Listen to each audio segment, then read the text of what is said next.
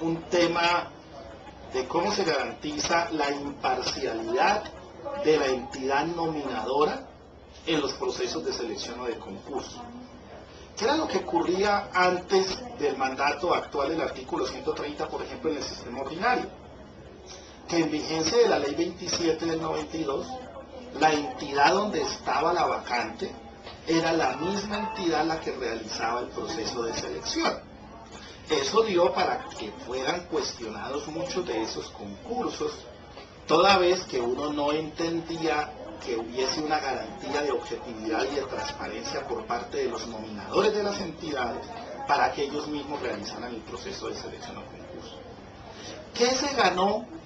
¿Sí? El gran cambio constitucional del 91, ¿cuál fue? Crear un órgano autónomo e independiente de los nominadores, que es la Comisión Nacional de Servicio Civil, para que esa comisión, ¿sí ve?, ajena a las presiones de los nominadores, haga los procesos de selección. Y una vez haga los procesos de selección, simplemente notifique al nominador sobre quién es el ganador en cada convocatoria para que con ese listado de elegibles se provean los empleos. Pero ¿qué ocurre en los denominados sistemas especiales de carrera?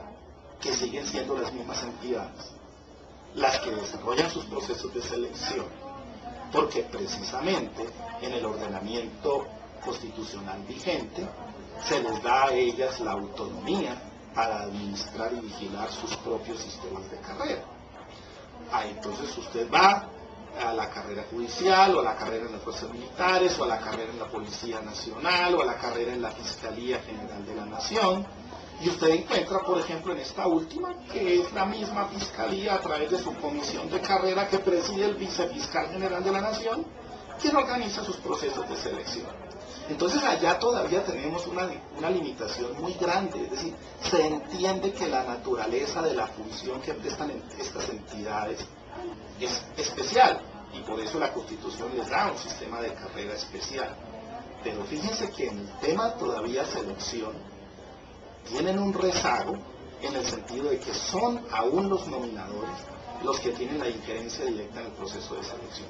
Eso debe tener todavía un reordenamiento para garantizar una objetividad y transparencia en esos procesos, como creo que en eso sí hay un avance más significativo en los empleos de la rama ejecutiva del poder público en las entidades territoriales.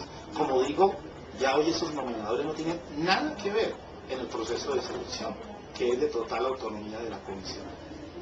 Bueno, y para terminar esta corta entrevista, pero sustanciosa, ¿usted cree que los cargos públicos son favores políticos en realidad? El país desde sus orígenes republicanos se construyó sobre la base de ese arreglo institucional prebendario, sobre la base de ese arreglo institucional de la clientela, y sobre la base de ese arreglo institucional de ver al Estado como un botín del cual se apropia el partido ganador en un proceso electoral, o del cual se apropian más recientemente grupos, actores, ¿cierto?, con unos intereses muy marcados que buscan esencialmente direccionar el Estado para el beneficio de unos intereses particulares. En ese sentido, el empleo público sigue siendo aún en Colombia direccionado esencialmente de esa manera.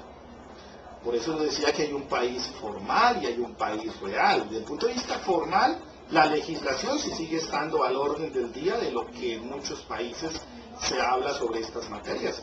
Es decir, desde el punto de vista formal, aquí tenemos un sistema profesional, técnico e independiente y separado de las presiones políticas. Está construido formalmente ese sistema.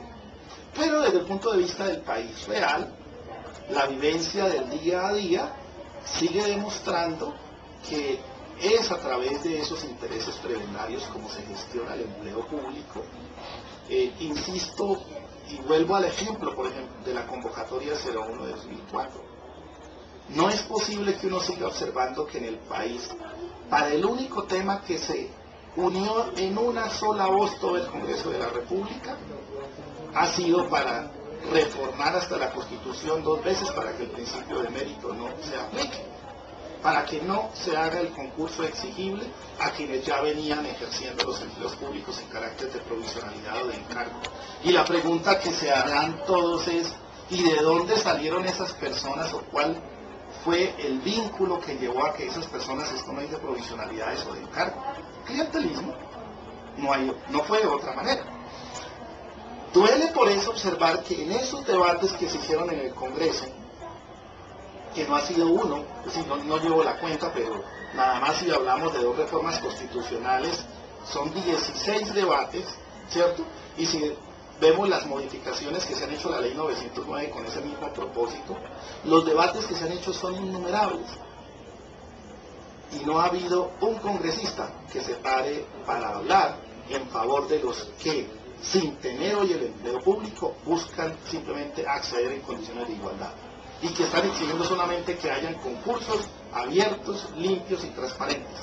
No ha habido un congresista.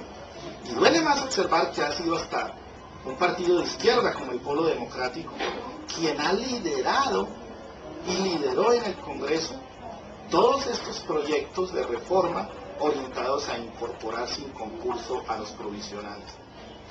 De suerte que, sin desconocer la problemática que también se vive desde ese ángulo, es decir, desde el lado subjetivo de quienes tienen un empleo y buscan por todas las formas de poder permanecer en ellos, que es también una acción válida desde esa perspectiva, pues indico es de censurar que políticamente nadie abogue por la gran parte de la población colombiana que está buscando es la vigencia efectiva de su Constitución, la vigencia efectiva del mérito, la vigencia efectiva de la igualdad que no aparece.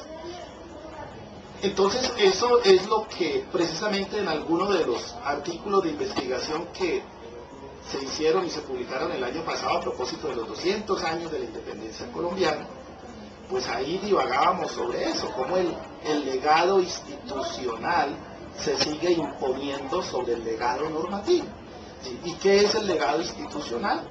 Pues ese carácter prebendutario y clientelar de la función pública, y no el normativo, que es supuestamente la profesionalización de la función pública, la realización de concursos, el derecho a la igualdad o el mérito para el ingreso. Bueno, muchas gracias por su entrevista.